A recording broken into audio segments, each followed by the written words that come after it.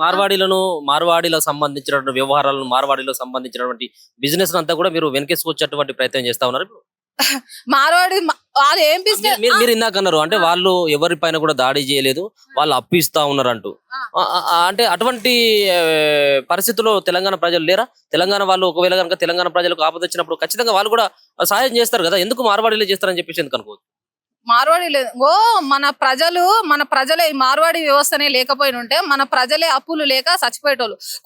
కొందరు ఇట్లా ఉన్నారు కదా, కొన్ని సామాజిక వర్గాలు, అగ్ర సామాజిక వర్గాలు, వాళ్ళు కొందరు దళితులకు ఇట్లా అప్పు ఇచ్చి వాళ్ళ ఆస్తులు వాళ్ళ భూములు కూడా లాకపోయారు, వాళ్ళ ఇల్లులు కూడా లాకపోయారు, వాళ్ళ ధాన్యాలు కూడా లాకపోయారు. అట్లా ఉన్నాయి పరిస్థితులు. వీళ్ళు చాలా ఎంత అంటే లిటరల్ గా చెప్పాలంటే వీళ్ళు ₹1 కూడా తీసుకోరు. అట్లా వాళ్ళ వ్యాపారం చేస్తారు. అట్లా వాళ్ళు దాడి దోపిడీ చేయరండి. చెప్పదలుచుకుంది ఏంటి అంటే మార్వాడిల్లు తోంటే తెలంగాణ సమాజం గానీ తెలంగాణ ప్రాంతంలో ఉన్నటువంటి ప్రజలు గానీ బతుకుతున్నారని చెప్పేసి అంటా ఉన్నారు. ఒక్క నిమిషం, మార్వాడిలో గుజరాత్ కి వెళ్ళొచ్చి ఇక్కడ బతుకుతురండి.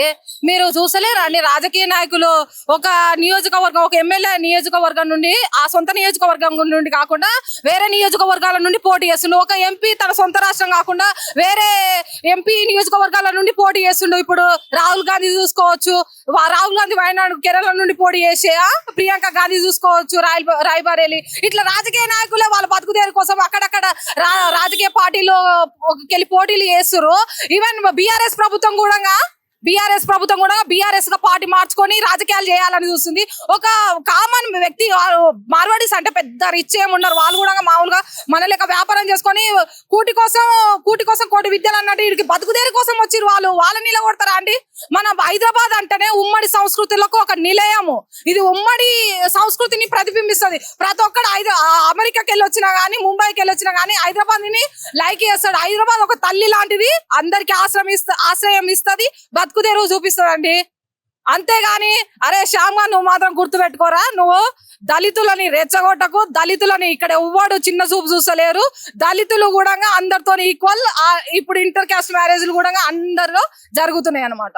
ఒక పక్కన ఇంత జరుగుతున్నప్పుడు కూడా బీజేపీ పార్టీ దీన్ని వ్యతిరేకిస్తా ఉన్నది. సో ముఖ్యంగా బండి సంజయ్ గారు సైతం కూడా మార్వాడి గో బ్యాక్ అన్నటువంటి ఉద్యమం సరైంది కాదు, సో ఉన్నటువంటి రోహింగ్యాలు గో బ్యాక్ అన్నటువంటి ఉద్యమం చేయాల్సినటువంటి అవసరం ఉంది అన్నటువంటిది ఆయన మాట్లాడిండు. దాని తర్వాత మాధవిలత మాట్లాడింది, ఇంకా సో కాల్డ్ బీజేపీకి సంబంధించినటువంటి నాయకులు కార్యకర్తలు సైతం కూడా మాట్లాడడం జరిగింది. కానీ దీంట్లో ఇప్పటి వరకు ఇంత ఉద్యమం జరుగుతున్నప్పుడు కూడా బీఆర్ఎస్ వాళ్ళు ఎక్కడ కూడా మాట్లాడలేదు.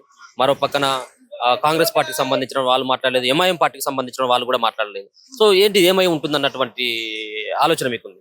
అవును, ఇప్పుడు ఈ చిన్న ఇన్సిడెంట్ జరిగితేనే మా దళితుల మీద దాడి జరిగింది అని పెద్ద రోడ్ల మీదకి వచ్చి ఒలుతున్నారు కదా.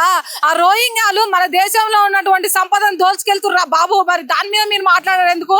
మన పాకిస్తాన్ ఎవడో పేకు ఆధారాలు సృష్టించుకొని వాడు ఇక్కడ ఐటీ కంపెనీలో జాబ్ చేసి ఒక అమ్మాయిని పెళ్లి చేసుకొని ఆమె చిత్రహింసలు పెట్టిండంట. ఆ మీడియా ముందుకు వచ్చి లపలప మొత్తుకుంటుంది. దాని మీద ఎందుకు నోరు చేయరా మీరు? అమ్మాయి ఏడుస్తుంది రా. ఒక దళిత జాతి వ్యక్తి అయి ఉండి అమ్మాయికి అన్యాయం జరిగితే ప్రశ్నించలేవారా? అవులాగా అంతగానం ఏడుస్తున్నారు. అంత రోహింగ్యాలు వచ్చి మన దేశాన్ని కొల్లగొడుతురు.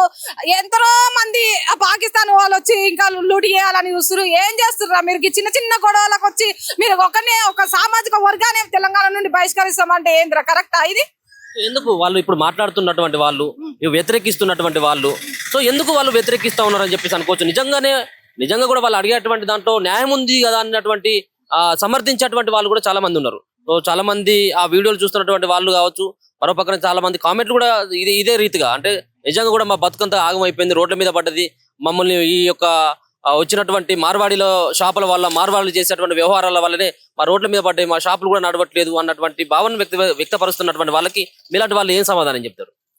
అట్లానే ఏది ఉండదు. ఇది కొన్ని ప్రభుత్వాలు వాళ్ళ పైన చూపిస్తుంది అనమాట, కక్ష చూపిస్తారు అనమాట. ఒక చిచ్చు రేపితే వాళ్ళ ప్రభుత్వం ఏర్పడవచ్చు, దాని ప్రకారం ఒక చిచ్చు రేపే ప్రయత్నం చేస్తారు. కానీ ప్రజల మధ్య చిచ్చు లేపి వాళ్ళ పార్టీని రేపు అధికారంలోకి తేవాలని చూస్తారు. గంతేగాని తెలంగాణ ప్రజలందరూ మీరు గుర్తుపెట్టుకోవాల్సింది ఒకటే, ఇక్కడ వాళ్ళు రాజకీయ నాయకులు మాటలు నమ్మి మీరు పెద్ద అది కాకండి. మనకు మార్వాడి వల్ల ఎలాంటి ప్రాబ్లం లేదు. మనకు ముందే చెప్తారు వాళ్ళు, ఇంత బాకి ఇచ్చినా గానీ ఇట్లుంటది, ఇంత నెలలోపు మీరు కట్టాలి, లేకపోతే ఇట్లుంటదని. కానీ మీరు రాజకీయ నాయకుల మాట నమ్మి ఆగంగానే నేను చెప్తున్నా అంతే.